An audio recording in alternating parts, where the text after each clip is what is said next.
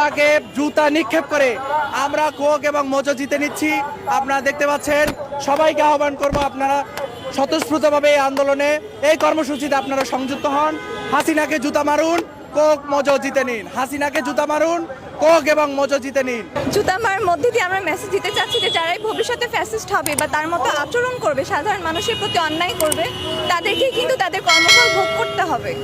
ক্ষোভ তো অবশ্যই আছে, তারা দেশের সাধারণ মানুষের সঙ্গে যে কাজটা করেছে, যেরকম ব্যবহার করেছে, সেজন্যই আসলে ক্ষোভ তৈরি হয়েছে। এটা কি মূলত যারা ফ্যাসিস্ট বা স্বৈরাচার হবে আগামী দিনে তাদের জন্য? এটা সবার জন্য একটা শিক্ষা, তাদের জন্য বিশেষ বার্তা, যেন কেউ এই কাজটা আর না করে। এটা কি আপনাদের মনে হচ্ছে খুব নিষ্ঠুর প্রতিবাদ হয়ে যাচ্ছে? আচ্ছা, এই জুতা মারার মধ্য দিয়ে কোনো নিকৃষ্ট উদাহরণ তৈরি হচ্ছে কিনা? উদাহরণ তৈরি হবে না। আপনি এক সময় আপনি ছিলেন একদম শিখরে, এখন আপনাকে জুতা মেরে হচ্ছে আপনার জন্মদিন পালন করা হয়। পরবর্তীতে যারা আবার স্বৈরাচার হতে চাবে তাদের হচ্ছে জন্য একটা বড় উদাহরণ যে কখনো আসলে ক্ষমতার বড়াই করা ঠিক না। আজকের এই দিনে কিন্তু বাংলার জমিনে আসলে এই ফ্যাসিস্ট খুনি হাসিনার জন্ম নিয়েছিল, যার ফলশ্রুতি থেকে আমরা কিন্তু গত 15 বছরে আমরা দেখতে পেয়েছি যে বিরোধী যারা রাজনৈতিক মতাদর্শ ছিল তাদের উপরে গুম খুন হামলা মামলা আয়না ঘরের মতো জঘন্যতম জিনিস তৈরি করে পরিবার থেকে দূরে রেখে বছরের বছর কিন্তু নির্যাতন করা হয়েছে।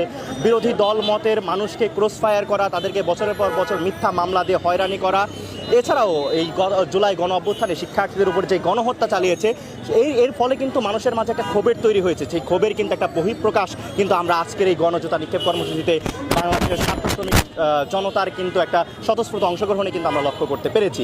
আজকের এই গণজুতা নিক্ষেপ কর্মসূচির উদ্দেশ্য হচ্ছে যাতে করে বাংলাদেশে আর কোনো সরকার, যাতে করে আর কোনো প্রধানমন্ত্রী যাতে কোনো ফ্যাসিস্ট আচরণ না করতে পারে বা ফ্যাসিস্ট হয়ে না উঠতে পারে, সেজন্যই কিন্তু আজকের এই কর্মসূচি গ্রহণ করা হয়েছে। আমাদের গণ অভ্যুত্থানের উদ্দেশ্যই ছিল ফ্যাসিবাদের পতন এবং ফ্যাসিবাদী ব্যবস্থার সম্পূর্ণ বিলোপ নিশ্চিত করা। সেই লক্ষ্যেই কিন্তু আমরা কাজ করে যাচ্ছি।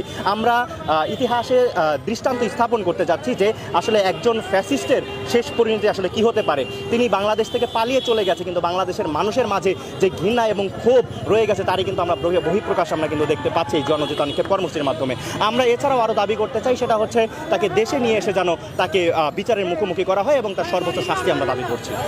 আপনারা কি এই কর্মসূচির সাথে সমন্বয়কদের পক্ষ থেকে দেখুন, আমি আসলে শিক্ষার্থীদের পক্ষ থেকে এখানে এসেছি। আমি একজন সাধারণ শিক্ষার্থী হিসাবে এই আয়োজনে যোগদান করেছি এবং অংশগ্রহণ করেছি, এবং আমি ব্যক্তিগতভাবে মনে করছি যে এরকম যেই জুতা নিক্ষেপ এবং ঘৃণারতম দিনে আজকে পরিণত হয়েছে, সেটা আসলে বাংলার ইতিহাসে দৃষ্টান্ত হয়ে থাকবে, যাতে করে আর কোনো ফ্যাসিস্ট জন্ম না নিতে পারে। আপু, শেখ হাসিনার জন্মদিনে শেখ হাসিনাকে নিয়ে আপনার কোনো স্লোগান আছে কিনা? না, অনেক স্লোগান দিয়েছে আসলে আন্দোলনের সময়, এখন আসলে ওর নামটাই নিতে মনে চায় না। আমি স্লোগান নাই, জুতা মারতে আসছি, জুতা মেরে চলে যায়। আচ্ছা, উনি তো যখন তখন দেশে এসে পড়বে, এই ধরনের কিছু আমরা অডিও বার্তা শুনছি, আপনার কি বলার আছে? আমরা চাই উনি দেশে আসুক, কারণ এতগুলো দেশের হচ্ছে জনগণকে মেরে বিদেশে গিয়ে লুকিয়ে আছে, তাকে নিকৃষ্ট ভাবতাম, নিকৃষ্টতম হয়ে যাচ্ছে। আমরা চাই দেশে আসুক এবং তার বিচার হোক। দেশে না আসলে তার বিচার হবে না। আমরা চাই তাকে দেশে টেনে আনা হোক, সে নিজে না আসলেও চট করে ঢুকে না পড়ে তাকে টেনে আনা হোক, এখানে টেনে এনে আমরা বিচার করব। জুতাগুলো দেখা যাবে, দেখানো যাবে?